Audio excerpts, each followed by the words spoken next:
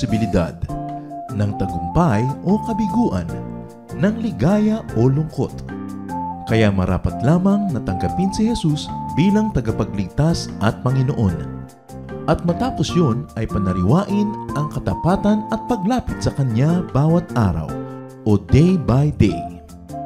Ang day by day ay naglalayong umalalay sa pang-araw-araw na pamumuhay. Narito po si Kuya Ed Lapis sa mensaheng pinamagatang Life Lessons from Ecclesiastes 10.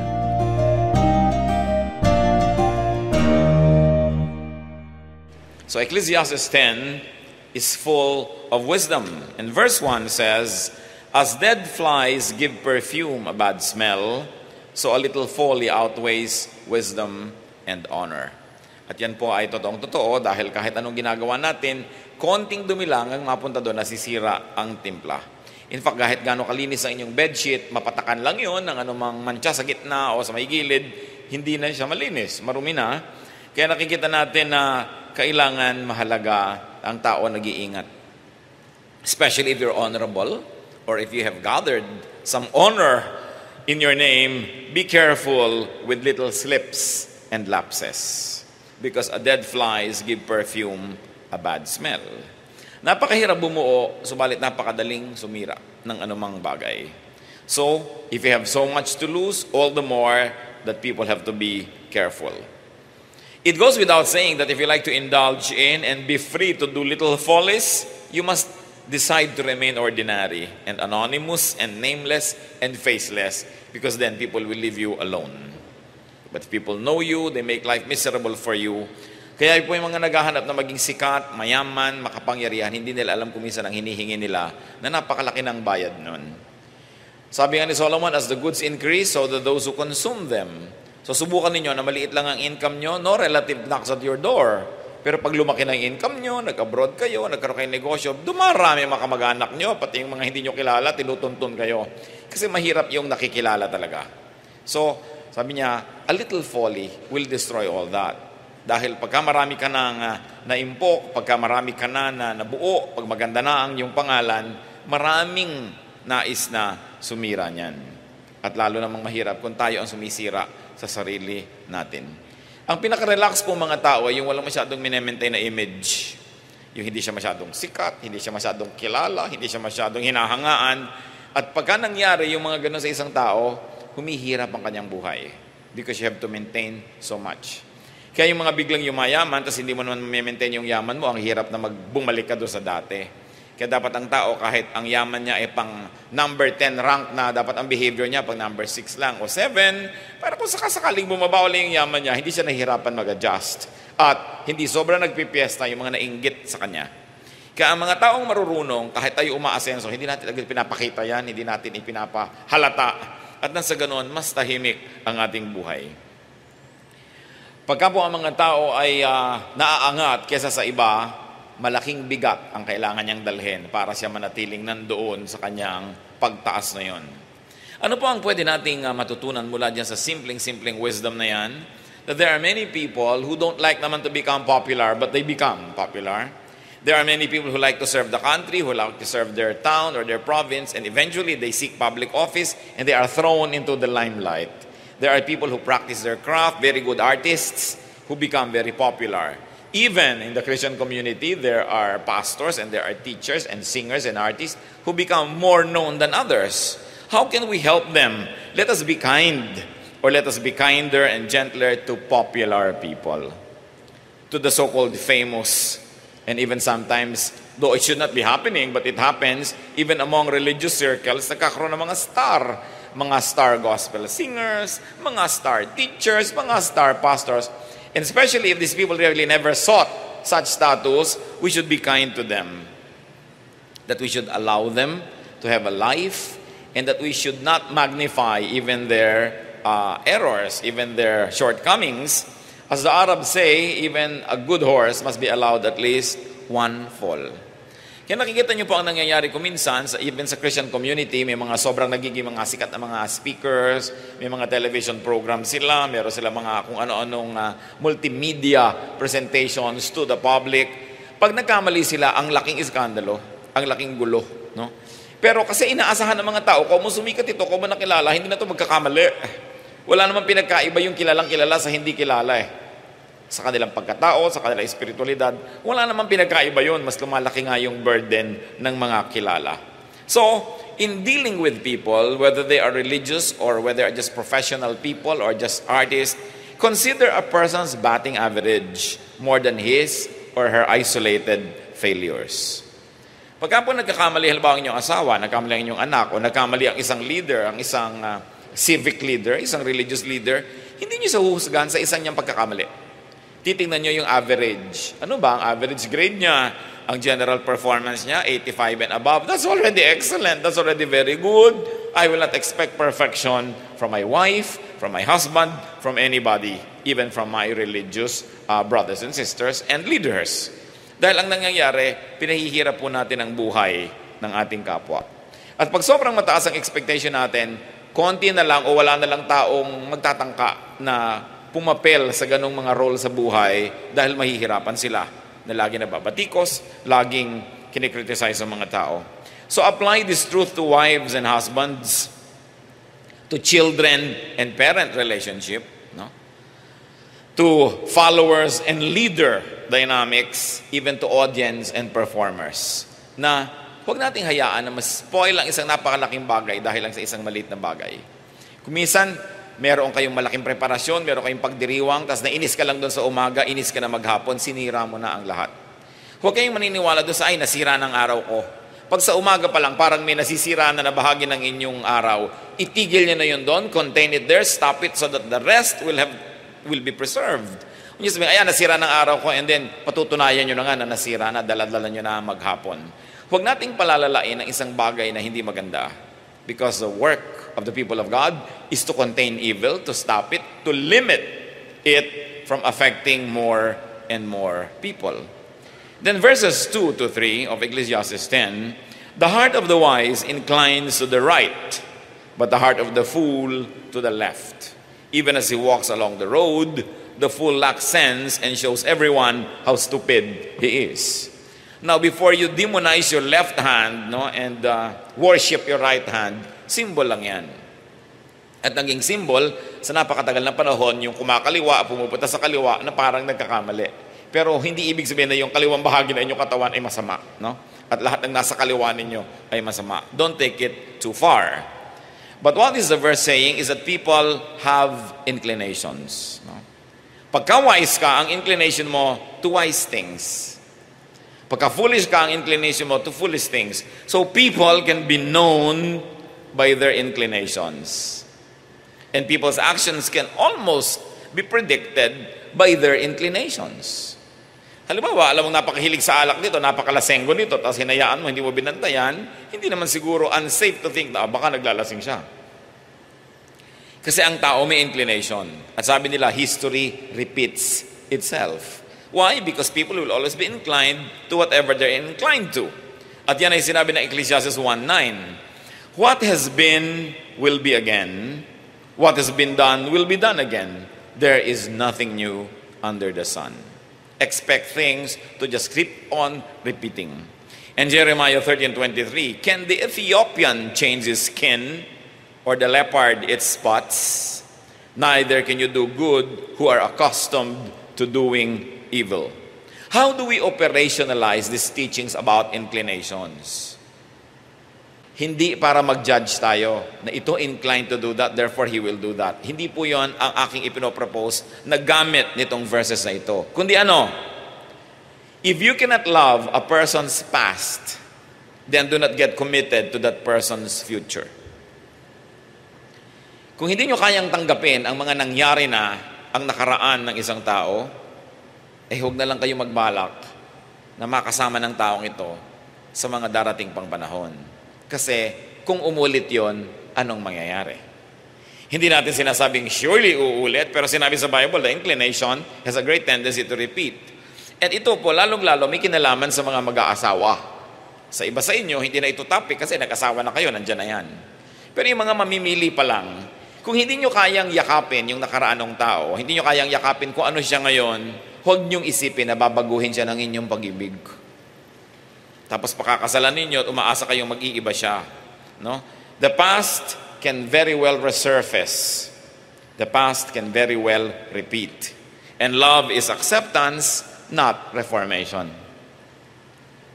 Love is not a reformatory institution. Sabi mo, ayoko ng ugali niya na yun, ako rin ang ugali niya yun, pero oras na umibig siya sa akin, babaguhin ko siya. Maramang na kayo'y mabigo. So dapat yung tao, bago mo palang piliin na mapangasawa, o kaya bago kayo magpasya na makasama sa negosyo, makasosyo, o bago kayo magpasya na makasama nyo sa inyong binibiling duplex, o kaya ay maging roommate, o kaya ay makasama sa kung ano man na partnership, dapat natanggap nyo na yung at least 85% to 90% ng kung sino siya, para wala na kayo masyadong maraming struggle pagka dumarating yung mga ayaw ninyo sa buhay. And it is easy to recognize a fool by the way he lives his daily life. So if you don't like the way the person lives his or her daily life, it's very probable that you will not love the way he lives his week, his month, his year, his entire life. So titingnan nyo lang kung paano siya nabubuhay sa pang-araw-araw. At kung yan ay matatanggap nyo, well and good, siguradong hindi na kayo magkakaroon ng malaking sorpresa sa buhay. At natanggap nyo na yon, therefore handa na kayo sa ganong bagay. It is important that we accept one another. At isa pa pong pag-operationalize ng verse na ito, kung kayo magulang, kayo ay kuya, kayo ay may otoridad sa mga bata, may kanya-kanya talagang likas ang tao. May kani-kanyang inclination, may kani-kanya na hilig sa buhay. Marapat tayo mga nagmamahal, ang gawin natin, suportahan natin sila na yung hilig nila ay mapuntahan nila, magawa nila sa pinakamakadiyos na paraan at hindi pilitin natin sila na mag-iba ng gagawin dahil tayo yung may kapangyarihan, tayo yung may pera, tayo ang masusunod. May kasabihan ng matatanda, kung saan nakahilig ay doon bumuwal. Kung saan daw nakahapay ang puno, ay doon siya bumuwal. Alam nga namang nakaslant dito yung puno, ay expectin mo dito siya matumba. Doon siya pupunta. Huwag nating laging ibahin ang ating kapwa. Tayo'y nilikha ng Diyos, meron siyang purpose, meron tayong definite giftings, meron tayong pagkatao na unique to each one of us, kaya dapat hindi tayo over-domineering and we should not dominate one another. Ang Diyos na may karapatan at kapangyarihan at kakayahang idomina tayo, hindi niya tayo dinodomina eh. Binibigyan niya tayo ng free will. So bakit kailangan magkaroon ng mga dominanting tiya, dominanting kuya, dominanting ate, dominanting nanay, na lahat na lang umaandar pag kumukumpas siya, lahat na lang na kailangan mangyari siya, magpapasya kung kailan mangyayari yon. Mga kapatid, kung kayo ito, mag-isip-isip tayo, let us not make the people around us miserable. Igalang natin sila at bigyan natin sila ng puwang kung paano sila lalago, paano sila magiging tao in the way that they were designed and made by God, in the way that they like, and in the way that will give them fulfillment, not in the way that will please our standards. Kung anong gusto nyong gawin, gawin nyo sa buhay ninyo. Of course, we may suggest to others, we can give an inspiration, we can give some guidance, but we should never live people's lives for them. And we must never ask them to live their lives for us, or our lives should never be lived by them. Kailangan binibigyan natin ng laya. At ito po napaka-importante, lalo sa ating society na masyado tayong traditional, talaga yung authority ng mga magulang, gano'n na lang, which is nice because most of the time parents are correct, but definitely not all the time. Kaya binibigyan natin ng puwang ang ganyan mga bagay.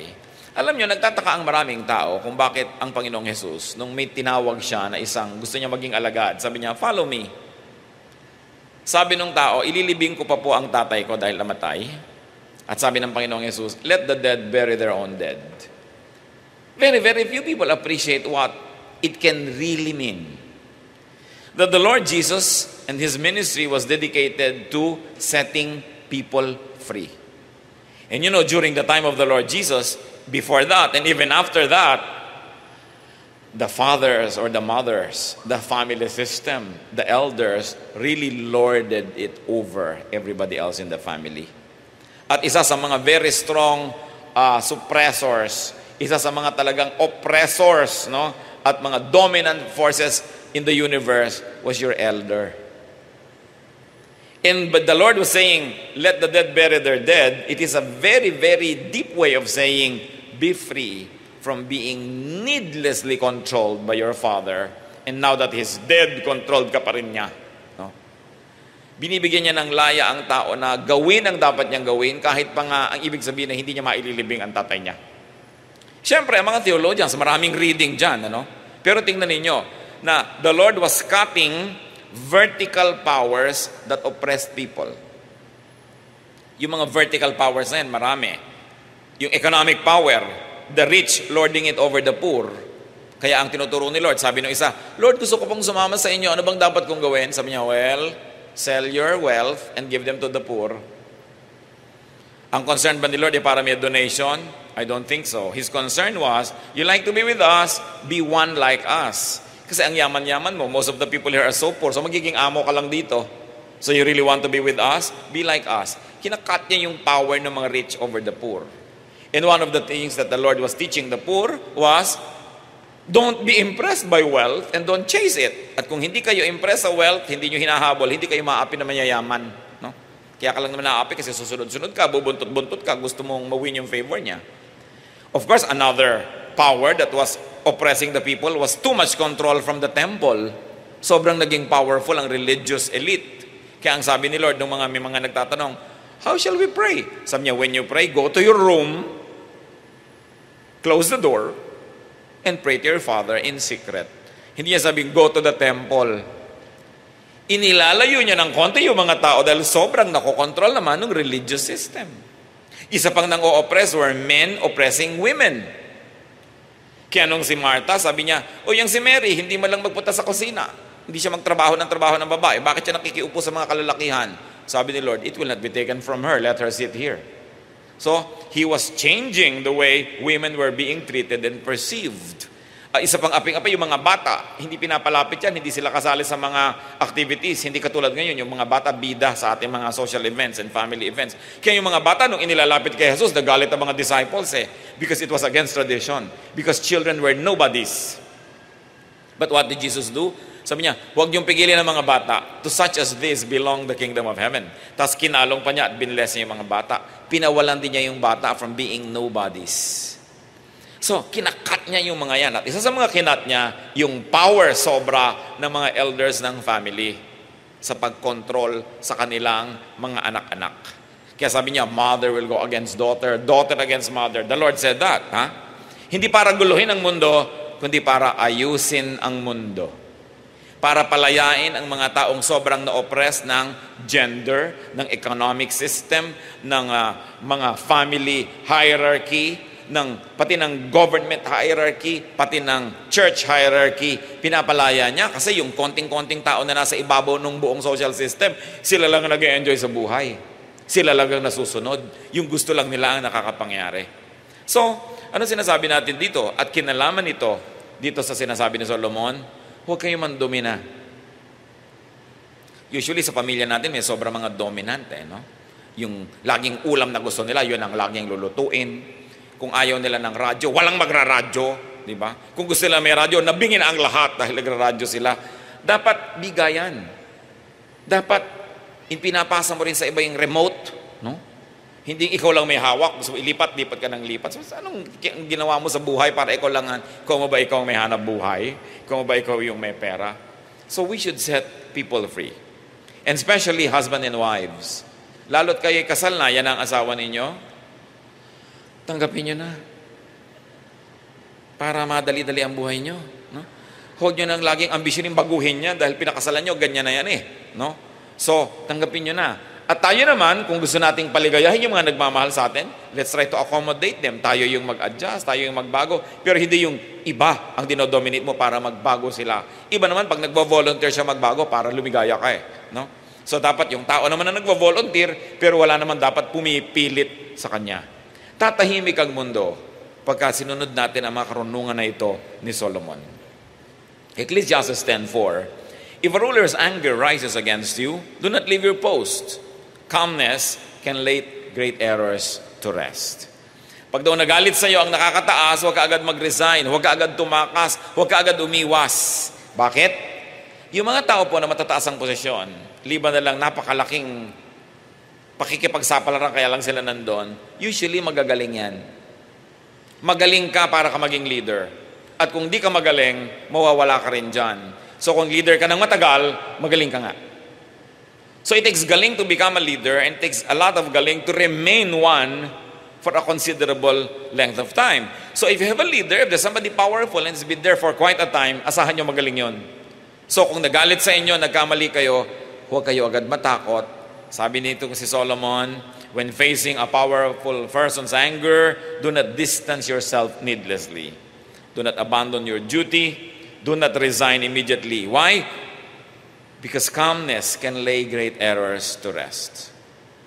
Yung mahuhusay na tao, bigyan mo lang yan ng konting panahon, makapag-isip-isip, huwag mong i-provoke na lalong magalit, huwag mong pilitin na gumawa ng mga drastic measures, makakapag-isip din yan, at makikita rin niya ang iyong posisyon, mauunawaan ka rin yan, at kung sakaling meron ka rin talagang mali, mapapatawad ka rin yan, lalo't pag tinignan niya yung batting average. Kadalasan kasi, karamihan naman sa ating mga kapwa-tao, hindi nakakaranas na magkaroon talaga ng mapakataas na posisyon, so hindi nila alam kung paano umaandar ang utak ng isang taong mataas ang posisyon. Na as much as possible, ayaw naman niya na masacrifice ang maraming tao, lalo't mahusay ka. So sabi ni Solomon, huwag kang agad-agad dalalayo. Hayaan mo siya mag-isip at huwag mo siyang piliting magalit pa lalo. Rulers are usually wise, so all they need is time to understand. So do not be quick with your actions. At kung kayo naman yung ruler, ang paalala dyan, rulers, do not be impulsive. Restrain your power. Ang lahat po ng ibinibigay sa atin ng Diyos na kapangyarihan at influensya, ibinigay upang maging tulad tayo ng Diyos. Kaya tayo pinahiram ng kapangyarihan ng Diyos ay upang maging tulad tayo ng Diyos. Ibig sabihin, kupkupin, mahalin, tulungan, tangkilikin ang ating kapwa. Ang kapangyarihan ay hindi dapat ginagamit para sa sarili lamang at lalong hindi ginagamit para lang bigyan ng kasiyahan yung ating vindictive nature, yung ating mga impulses. Kaya mas makapangyarihan ang tao, mas kailangan marami siyang panahon ng pag-iisip, pagbubulay-bulay, at nang sa ganon, hindi niya magamit sa mali ang ipinahihiram ng Diyos na kapangyarihan. Verses 5 to 7, as you can see, the topics keep changing kasi collection ito ng wisdom. At ang challenge sa ating lahat, habang nadidinig natin ito, gumawa na kayo mga kapatid ng application sa inyo-inyo mga buhay. Sabi niyo, ito ba'y para sa akin? Sabi, ay, hindi relevant. O sige, baka yung next verse sa akin. Kasi hindi lang to relevant ngayon, pero tatandaan ko dahil baka next year, biglang kailangan ko pala ito. Itatago ko na sa aking memory. 5 to 7, there is an evil I have seen under the sun, the sort of evil that arises from a ruler. Fools are put in many high positions, while the rich occupy the low ones. I have seen slaves on horseback, while princes go on foot like slaves. Sabi ni Solomon na napakarami na niyang naobserbahan ng mga kaharian, mga pamahalaan. Sabi ganoon, meron pang isang uri ng kasamaan na tanging yung mga makapangyarihan lang ang pwedeng magpromotor. Sabi ganoon, there is an evil that can come from rulers, and this is favoritism. Giving high positions to unqualified people and giving low positions to qualified people. Pag sinabi niya ditong rich, ibig sabihin niya educated, trained. Kasi nung araw sila yung rich, ibig sabihin trained ka, educated, qualified. Pero sabi niya, may mga ruler, ang pinipili nila, mga mangmang, hindi naman marunong mag-rule dahil lang kamag-anak nila, dahil kaibigan nila, dahil natutuwa sila. Hindi ganon. Dahil ang pamamahala ay galing sa Diyos. At napakaganda sa Tagalog, pamahalaan, which many people believe to root from pamamahala, which roots from bahala, which actually roots from bathala. So kung ikaw ay namamahala, ay ikaw ay nagiging parang munting bathala. Ibig sabihin, ginagawa mo ang mga responsibilidad, tungkulin at prerogatives ng may kapal. Ibig sabihin, tulad ni bathala, dapat maibigin ka rin, natulungin, at hindi mo ginagamit ang iyong lakas para lang sa iyong sarili. So tayo man, ano man po ang ating posisyon mga kapatid, sa opisina, sa community, sa pamilya, kahit saan, sa church, sa gobyerno, ang lakas na hawak natin ay ipinahihiram ng Diyos para tayo mamathala, para tayo mamahala, para ibigay natin sa mga mahina, sa nangangailangan. At hindi yung favoritism. Napakalakas na sumira ng moral ng mga manggagawa yung may favoritism. Yung bulag na bulag ka sa mga pagkakamali ng yung mga paborito. At pagkatapos kitang-kita mo naman yung pagkakamali ng mga hindi mo paborito. Hindi ganito ang nais ng Diyos, lalo't lalo'y binibigyan tayo ng kapangyarihan. Verse 8, whoever digs a pit may fall into it. Whoever breaks through a wall may be bitten by a snake. So kung sino naman daw po ang naghuhukay ng mga patibong, ay malamang na siya ang mahulog doon. Tulad ng mga naglalagay kuminsan ng mousetrap, sila rin ang naiipit. No? Pag hindi sila nag-iingat. At sabi, yun daw, kumakalkal at kumukutkot ng mga pader para sirain yung pader at makapagnakaw ka, ay malamang na matuklaw ka ng ahas. Sa Israel po, ang mga pader ay hindi tulad ng mga hollow blocks natin. Usually, yan yung mga bato-batong pinagtabi-tabi lang, nirip-rap. No? Sinalansan lang yung mga bato at patong-patong lang yan. Pinagdikit-dikit lang yan ng mga putik-putik. Kaya ang daling kutkutin para sirain mo ang isang pader at pumasok ka sa bakuran ng may bakuran. Kaya lang, kung nadadalian kang kutkutin yun, nadadalian din yung ahas. Kaya kadalasan, yung mga pader, may mga nakatirang ahas sa loob. Kaya daw yung mga mahilig magkutkot ng mga ganyan, para gumawa ng masama, natutuklaw sila ng ahas. At napaka-obvious naman siguro ng application nun sa ating buhay. Yung mga nagbabalak ng masama laban sa kapwa, kadalasan, sila ang binabagsakan ng mga masasama nilang hangarin. Whoever does wrong may suffer the consequence. Don't ever think that you do wrong and you'll be free from the consequence. There will always be a consequence. Lahat ng bagay operates on cause and effect. At pag may cause ka, may effect na kasunod yun. At kung tayo naman po ngayon ay nakakaranas ng effect, dapat mong hukayin kung ano yung cause. If you want to stop these effects, then you've got to stop the cause. Kaya kailangan nakikita natin yung relationship ng cause and effect. And usually, evil begets evil. What you plant is what you harvest. Verse 9, Ecclesiastes 10, whoever quarries stones may be injured by them. Whoever split logs may be endangered by them. This time, the trouble, the difficulty can come from a seemingly innocent, even a productive endeavor. Kung yung dati natutuka ka ng ahas sa pagkutkot mo ng mga pader at nahuhulog ka sa mga hinukay mo mga bitag dahil may masama kang ginawa, pwede rin daw na may ginagawa kang di naman masama. Tulad na nagkukwari ka, nag-uuka ka ng mga bato para gawin mo na bahagi ng isang gusali, o kaya nagsisiba ka ng kahoy, pwede ka naman na mahiwa, pwede kang mataga. Yan daw ang buhay. Every activity entails risk. Kasama yan sa buhay. Kaya pag sabi, ay huwag kang mamuhunan, baka ka malugi. Siyempre, may nalulugi, may hindi nalulugi. At kung ikay nalugi, hindi naman ibig sabihin, lagi kang malulugi. Kaya ang sabi nila, ang lagi nalang quitter, hindi yan kahit kailan makakaranas na maging winner. Pero may risk. Every time you do something, there is a risk. Lalabas ka lang ng bahay para pumasok sa school, ang daming risk. Pupunta ka sa office, ang daming risk. Kaya, kailangan natin ang blessing ng Diyos at maraming pag-iingat. Doing good can also bring about unwanted damage. So be very careful, even in doing good. Hindi tayo nakakatiyak mga kapatid na pag gumagawa tayo ng mabuti, hindi na nga tayo makakaranas ng mga di magagandang bagay. So may mga nagpapautang na nasusuba, no? May mga tumutulong na napapahamak, nasisipa. Huwag na daw magulat pag nangyari ito. Huwag na magtakat, huwag na magreklamo dahil ganyan talaga ang buhay. At yan ay isa sa mga observations ni Solomon. Verse 10, if the axe is dull and its edge unsharpened, more strength is needed, but skill will bring success. Anong metaphor ang pinapakita sa atin? Isang tao nagsisibak ng kahoy na gumagamit ng palakol. Sabi nga nun, pagka ang palakol mo ay mapurol at hindi matalas ang kanyang talim, mas kailangan, mas malakas ang hampas mo, mas malakas ang pagtama mo sa kahoy para ito tumalab. Pero kung skillful ka, ay pwede mong mapagtakpan ang kakulangan ng iyong kagamitan. For obvious reasons, sabi nga nun, if you use a dull axe, expect to work harder. Anong application yan sa buhay natin? Kung kayo mamimili ng empleyado, mamimili ng kasama sa buhay, mamimili ng kapartner, at ang napili nyo, alam nyo namang mapurol, mag-expect na kayo that you have to work harder. No?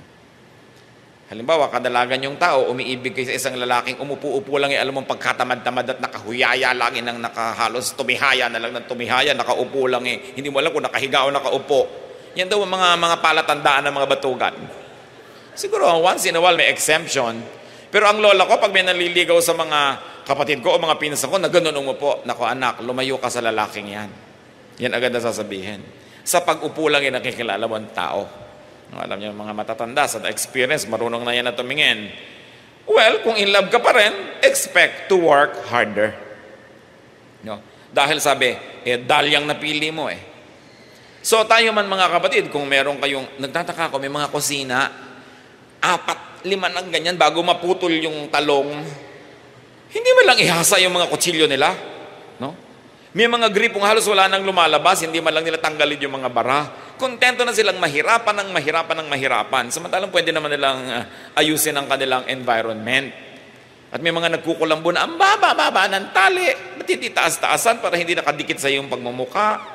May mga kawali na lagi ka nalang napapaso, hindi lagyan ng tangkay na kahoy. Ang daming bahay miserable, mga timbang walang handle. Ang mura-mura naman na bumili ng kapalit nun, kakahawak mo na lang, nakuba ka na. So maraming buhay miserable just because people don't improve their environment.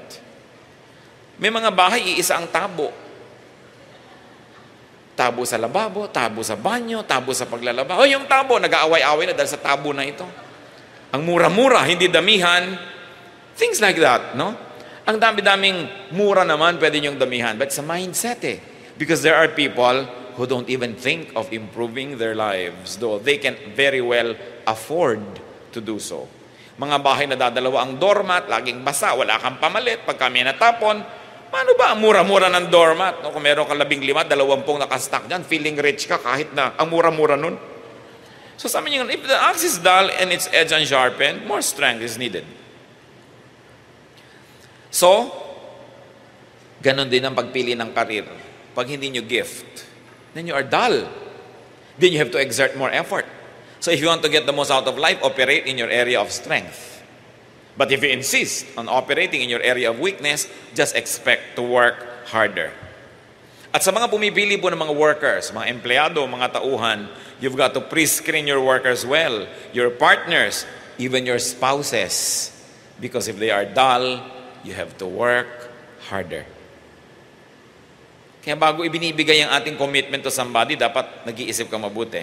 O kaya, just accept the consequence. Be ready for the consequence kasi pinili mo yan eh. But very importantly, brothers and sisters, sharpen your axes. Improve your skills. Improve your systems. Improve your tools.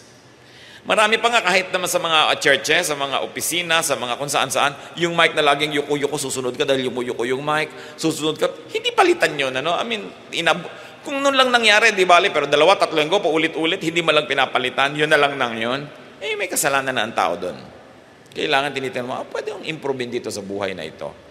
Marami mga bahay, wala man lang pako sa dingding, wala mga sabitan sa likod ng mga pinto ng banyo, hindi mo malaman kung saan mo isasabit ang tuwalya, saan mo isasabit ang mga damit. Ang miserable, konting pako lang o konting mga screw will solve the problem. Meron pa ako nakikitang namamalansya, nakasaksak yung ilaw, doon sa ilaw nagagalaw-galaw. Lahat ng gumagalaw, lahat ng anino, bakit nahilo na lahat ng tao? Ba't hindi paghiwalayan ng outlet ng plancha at ng ilaw na ito? No? May mga ilaw na andidilim, hindi liwaliwanagan ng konti. May mga baitang ng hakbang na ubod ng tataas. No? Sakang-sakang ka na sa pagakyat. Why? Have these needless sufferings in your life. No? Simpleng-simple lang yan. Improve your life. Why? You live only once on this earth. Kahit kapag may eternal life, you live only once on this earth. So you've got to maximize all the benefits, all the enjoyment, and all the prerogatives that God has given us. Ecclesiastes 10:11. If a snake bites before it is charmed, there is no profit for the charmer. Ang pinag-uusapan ng mga asang pinaaamo at para, sabi, kung hindi mo napaamo, bago tumuklaw, bali wala ang pagpapaamo mo dahil natuklaw ka na. So mahalaga yung kumikilos agad. What is the lesson, brothers and sisters? Act in a timely manner. Dapat kikilos tayo before the problem happens. Kung kayo'y makakalimutin, at usually makakalimutin naman, paulit-ulit sila lang lagi ang may nalilimutan, don't rely on your memory. Sa inyo, ay dadaling ko yung bag na yan, pag alis ko, huwag nyo nang intayin yung pag-alis nyo, ilagay nyo na sa pinto na matatapakan nyo talaga, paglabas nyo talaga, para huwag nyong malimutan. Ipupwesto nyo where you will not forget it, kung kayo forgetful. In other words, gagawa ka ng paraan naman para hindi pa ulit-ulit na lang yung problema mo, pa ulit-ulit na lang yung mga mali. No? Kailangan mauna ka sa problema. At alam nyo, ang mga napakahalaga na mauna tayo kumisan, yung sa salita. Kasi kumisan, merong dapat sinabi ka na agad, hindi mo pa sinabi. No? May nangyari tuloy. Ngayon, sinasabi mo, hindi ka na pinaniniwalaan kasi after the event na yung pagsasabi mo ng isang bagay. Sinabi mo sa asawa mo na halimbawa, binigay ko kasi ang mga savings natin sa nanay ko, no? Kailangan sabihin mo yun bago niya malaman. Kesa nalaman na, tsaka sasabihin ko nga sa honey, nalaman na niya sa iba, no? So, nahuli ka na. Kailangan maagap ang tao. Kung merong problema, nauuna ka, at least several steps ahead of it, then you can still channel and somehow control the course of events. Hindi yung isa ka na lamang na walang magawa, na biktima ng pagkakataon. And it's important to be quick. Yung mga taong tutulog-tulog, yung mga taong mga kabagal-bagal, naku, walang mangyayari dyan. Mano nyo ba i-define ang lalaki? No, mga sisters, how do you define a guy? Kung sabi mo, lalaking lalaki to, itong gusto ko mapangasawa. Yung bang umaalon-alon na mga muscle? Aba, ikaw magtatrabaho para pakainin na 100 nilagang itlog araw-araw yan, hayaan mo nang walang muscle. Diba? Yung malaki ba ang boses, yung mga balbas-balbas na ganyan, no? Na pinantal-pantal ka na pag napadikit siya sa'yo. Una, ang lalaki dapat may desisyon. Yan ang isang kahulugan ng lalaki. May desisyon agad yan. Pag may nangyayari, alam niya agad ang gagawin niya. May desisyon siya. Kahit mukha siyang butike, lalaki yan, no? Pero yung laki-laki ng katawan, tapos, Mami, anong gagawin natin, Mami? Alam mo, Bonjing, halika dito. No? Baliwala. No? So may desisyon. Napakahalaga nun. Responsable. Yan, ibig sabihin ng lalaki, responsable. May mga lalaki na ni isang pako, walang nailulubog sa dingding nila, wala nang pagsabitan yung asawa nila ng bra pag hinubad. Wala man lang sabitan yung bahay nila, tumutulo na yung bubong, ang hagdan, giba-giba, ang mga pinto nila. Wala man lang skill. No? Kailangan responsible, skilled, may desisyon. Yun. When you have that, kahit anong itsura ng mukha, gugwapo na rin yan. Pero kung gwapo nga yung mukha, tapos wala naman silbi. No? Ganon din yung babae, ang ganda-ganda, tapos hindi marunong manahi, tanggal-tanggal lang yung mga ganyan mo, wala man lang alam, kundi magpakyut at magsuklay. Kaya mga tao hindi sumasaya kung minsan sa marriage sila, ang mga hinahanap nila pang ibabaw. No? Yung pang ibabaw, pare-pareho na lang yan pag madilim. Ang mahalaga, may karakter ang tao. Ang mahalaga, meron siyang desisyon, meron siyang magandang pasya. At yan ang itinuturo sa atin ng Ecclesiastes. Basahin yung mabuti. Ang dami-dami nating makikita, kahit pasabihin mo na, ay, huli na, nag-asawa na ako, may partner na ako, mai-improve pa rin ang mai-improve. Kasi ipinapakita din yung nature ng tao. At kung paano tayo makikiayon, makikisalamuha, at makikipagmabutihan sa ating kapwa. So, kailangan timely manner. Napakahalaga na mabilis kumilos ang isang tao, hindi yung kebagal-bagal, parang slow motion. Listo. Yan, mahalagang karakter. Yan ang mga hinahanap nyo sa mga asawa ninyo. No? Hindi yung mga looks lang. Isang aksidente, naiiba yung looks na yan. Napakadali at napakarupok ng kagandahan. Napakadaling masira yan. Kaya hanapin yung karakter. Ngayon, kung mabuti pa yung itsura niya, bonus na yan. Pero it's so easy to fall out of love of a good-looking person who is good for nothing. Hindi ka malang ma-inspire, hindi ka ganahan. Ecclesiastes 10:12-15. Words from a wise man's mouth are gracious, but a fool is consumed by his own lips. At the beginning, his words are folly. At the end, they are wicked madness. And the fool multiplies words. No one knows what is coming. Who can tell him what will happen after him? A fool's work wearies him. He does not know the way to town. So, it is unprofitable to listen to foolish people. Dear ones, one of your most important duties to yourself is to assess people who are close to you and determine if they are wise or foolish. Not to judge, keep it to yourself. Because if you know that a person is foolish or wise, you will know exactly how to behave with that person. And it is unprofitable to spend a lot of time with foolish people. And one mark of foolishness is saying too much. Don't mistake foolishness with lack of education. There are many, many well-educated, well-trained people who are still foolish. Those who say too much, those who say more than necessary.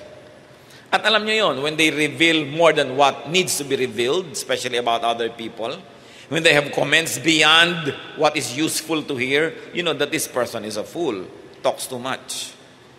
Yung maraming sinasabi, it doesn't mean talks too much. Kung lahat ng sinasabi niya may sense. Kaya dapat uunawa natin yan. Fools multiply words. They begin with nonsense, according to the Bible, and they end in disaster. In contrast, wise people divide and limit words. Kaya nakita niyo po ang mga pinaka-powerful words are aphorisms, short quotes, mga salawikain, proverbs, very powerful, very few words, but the impact is so much, no? Hindi yung ang daming sinabi, at the end, teka, ano nga bang point mo? Parang ano nga bang gusto mong sabihin? Sa dinami-rami ng sinabi mo, wala akong maintindihan. So, madaling malaman. Tayo rin po pwede nating improve yung sarili natin by trying to speak less. Especially when there's nothing good to say, don't say anything. Yung may patay, isa sa mga pinakamahirap na event, may patay, yung pupunta ka sa patay, dala-dala ka nung anak o asawa. Ano sasabihin mo? Parang natutulog lang, ano? Nakabarong Tagalog, parang natutulog. What nonsense! No? May bulak sa ilong, natutulog. Kung nakapadyama siguro at may yakap na unan yung patay, pwede mo sabihin, wow, parang natutulog lang siya. Marami tayong mga sinasabing walang kabuluhan. So kung wala tayong mabuting sasabihin, just be quiet, just be there. Your presence is enough speech. But sometimes by opening up our mouths, we only expose our folly and we advertise our ignorance.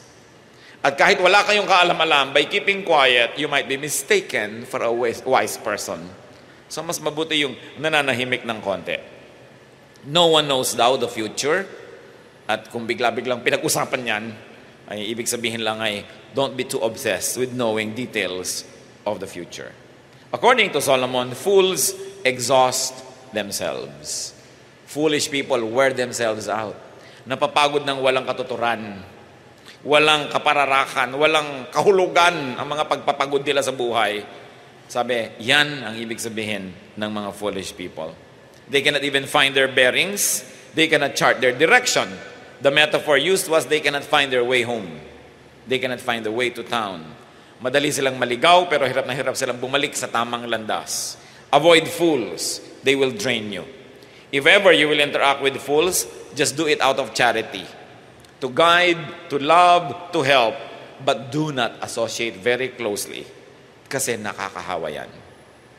Nakakahawa maging ang mga kahangalan ng tao. Kasi tayo parang mga sponge tayo Kung saan tayo ibabad, tatablan tayo nun. Kaya nag-iingat tayo. Ecclesiastes 10:16-17.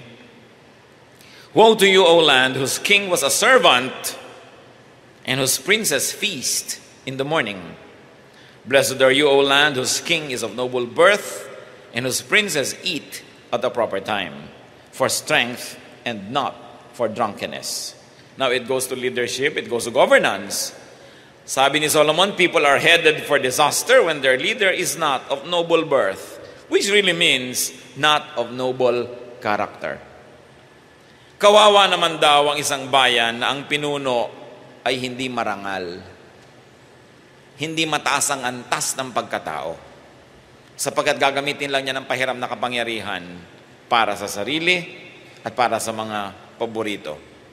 Kawawa daw ang isang bayan na ang pinuno ay hamak ang pagkatao. Hindi siya hamak ang bulsa, hindi hamak yung economic situation, yung character. At makikita nyo yan, may mga tao kayong hahangaan sa sabi, napakataas naman ang pagkatao nito. At meron naman talagang hamak na hamak. No? Yung parang kulang na lang maging hayop ang asal, ang ugali. So anong itinuturo sa atin dyan? People are blessed if their leader is of noble character and does not indulge in too much pleasure.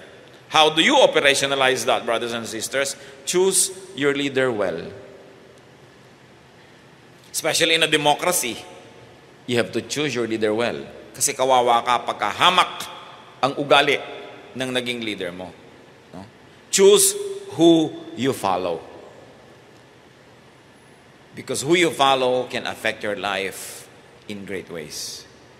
Kailangan pinag-iisipan yan. At kung tayo naman ay walang mobility of character, wala tayong noble purpose, huwag na tayong mag-asam ng high position, huwag na tayong mag-asam ng, especially ng political power or corporate power, kasi magiging parusa lang tayo sa mga taong ating pinamumunuan. Anong sabi ni Balagtas sa Florante at Laura? Sapagkat ang haring mahilig sa yaman ay mariing hampas ng langit sa bayan. Kailangan tinitingnan mo, ano bang karakter ng aking pipiliin na leader? Ecclesiastes 10:18, if a man is lazy, the rafters sag. If his hands are idle, the house leaks. Yan na naman, bumalik sa katamaran. Kung tamad daw ang tao, lumulundo ang kanyang bubong. Alam niyo po, lalo sa Middle East, na mga bubong ay pinagsama-samang kahoy, dahon, sanga, at putik. No? So pagka hindi mo ito minentain, konting ulan, pwede talaga itong mag-sag. Right? So dapat lang minemaintain. High maintenance yung mga bubong na yan. Pero kung tamad daw, yung nakatira doon, lulundo nga ang bubong na ito at tutulo sa konting ulan lamang. A metaphor that can be applied many ways. Some people are too lazy to fix their own houses, to fix their own lives, to fix their own problems. Kung nakita mo na yung bag niya, gutay-gutay, giba-giba, hindi mo lang niya ayusin, anong inaasahan mo na aayusin niya ang buhay mo kung kasama mo siya? Diba?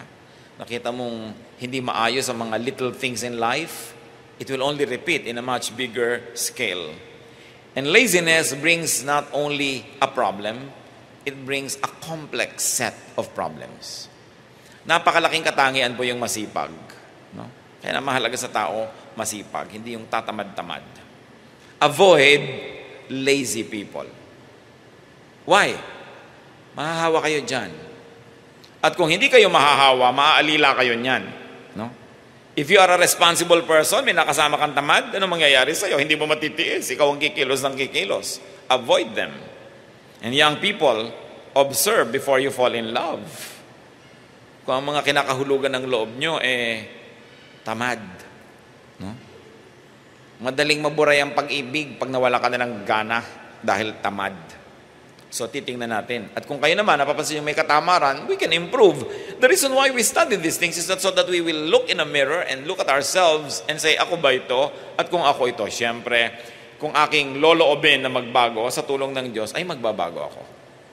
Napakahalagang malaman natin ang ganyang mga bagay because it's so frustrating for a woman to have a lazy husband. And of course, for a man to have a lazy wife.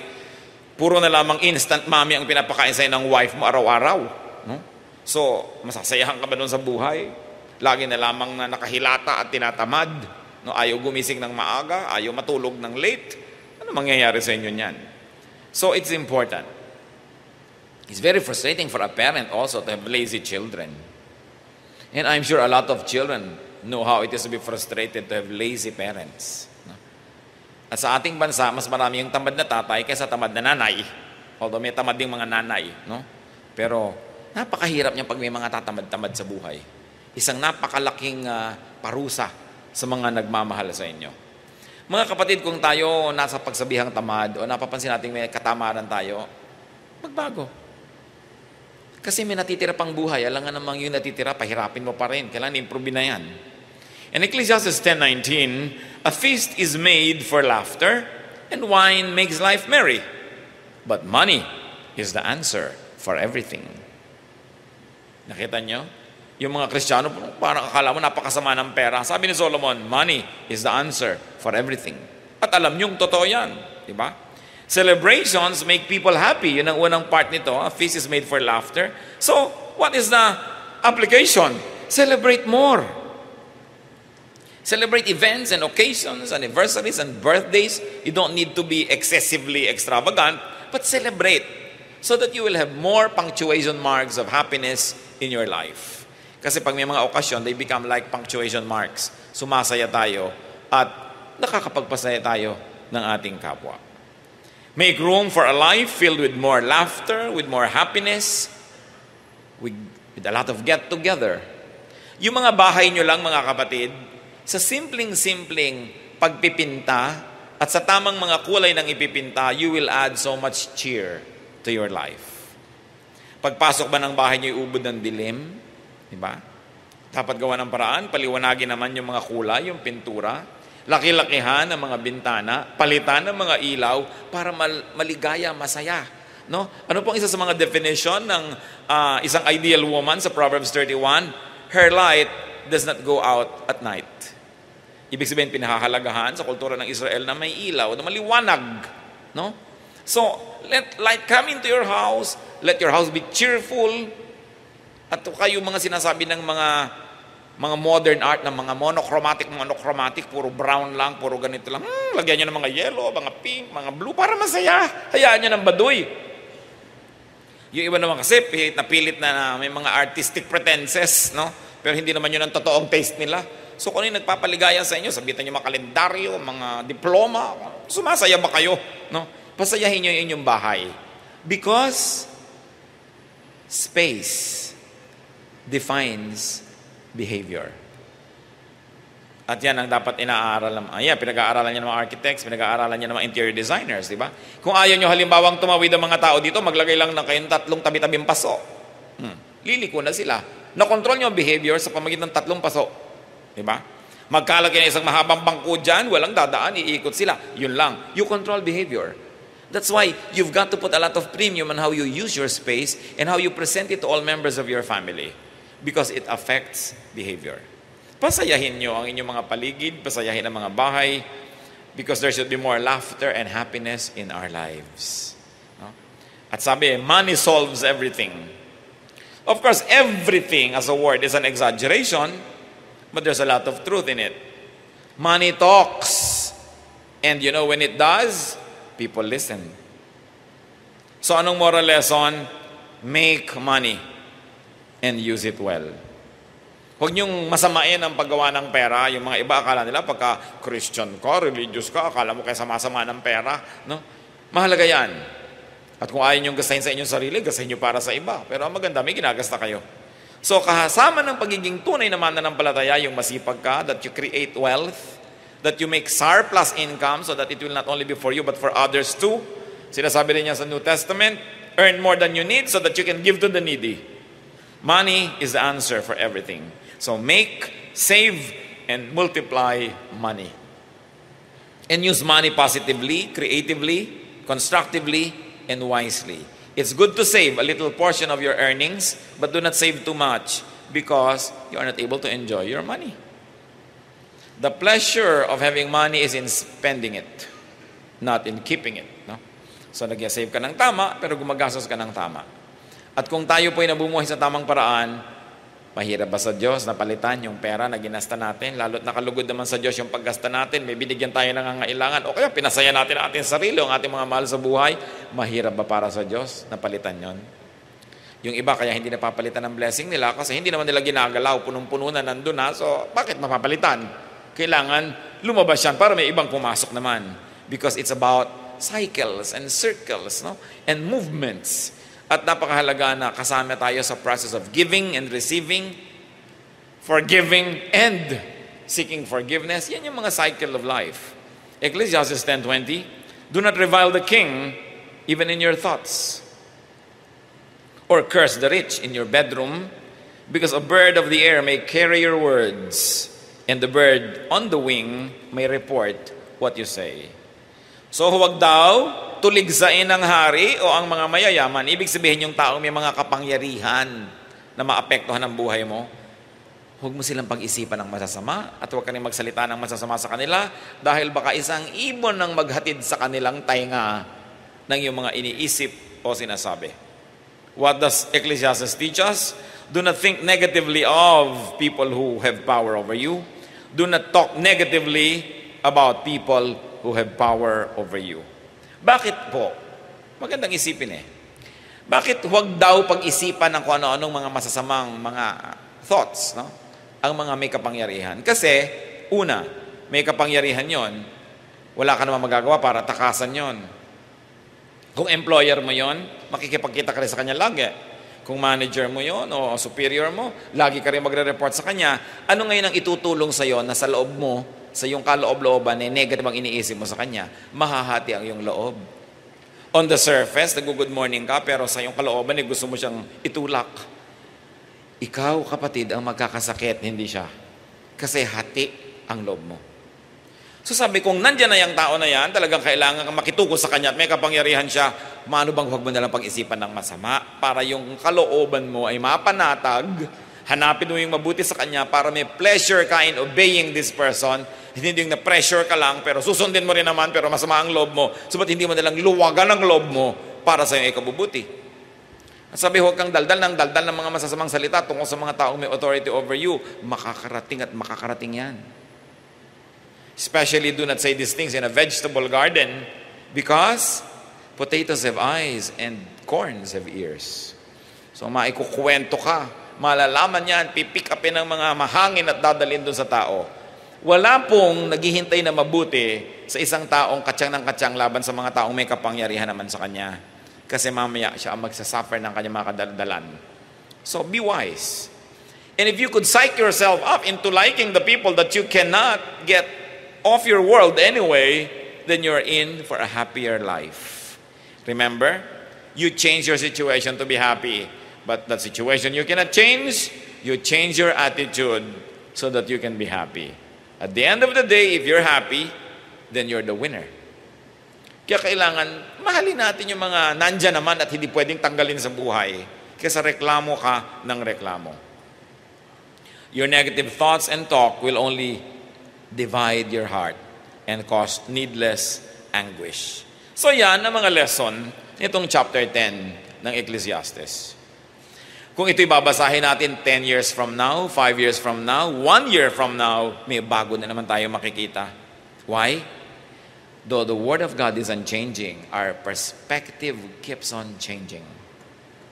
Because we mature, because we are more able to plumb the depths of God's words, then we will find more and more. Kaya po hindi ako nagsasawa na pag-aralan at pagbulay-bulayan at ipangaral ang Ecclesiastes. Napakaraming practical wisdom.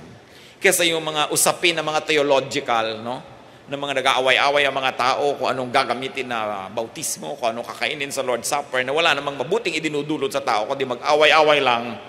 Napakaganda yung hinahanap mo. Ano bang practical dito? Ano bang makaka-improve ng buhay ko? Ano bang makakapagpaganda ng pagkatao ko? Paano ko ba aayusin ang buhay ko? Hindi nakikipagpaligsahan ako sa iba ng mga theological issues. Theology is a very proud word because it's a study of God. How can you study God and really know? No? How can a finite mind totally comprehend an infinity? No? So may mga bagay na hindi talaga tayo mauunawa. Pero may mga bagay na kayang-kaya nating unawain, like how to tell a lazy person from that who is not lazy, how to improve one's character, how to improve family life.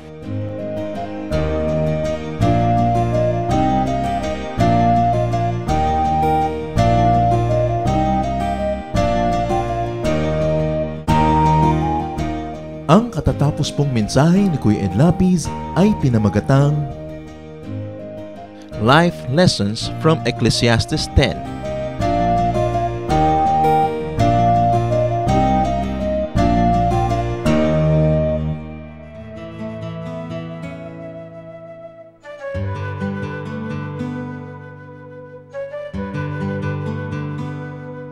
Bakit ang mga Pilipino mahilig magsama ng iba kahit sila lang naman ang iniimbita? Sobra kasi tayo mapagmahal, hindi natin kayang tiisin na mag-enjoy na masarap na pagkain o kaya ay masayang event na hindi natin isinasama yung mga mahal natin sa buhay. Kaya tuloy kahit tayo lang ang imbitado, pag meron pa tayong nakitang mga kilala natin, kaibigan nasa daan, niyayaya pa natin. Hindi kasi kaya ng loob natin na may puwera. Dapat lahat kasali. Kaya kung ako ba nagdadala ng bisita dun sa pupuntahan ko, okay din naman sa akin na yung aking bisita may dala ding iba. It is an unwritten social contract na wala tayong ipupwera dahil tayo yung mapagmahal.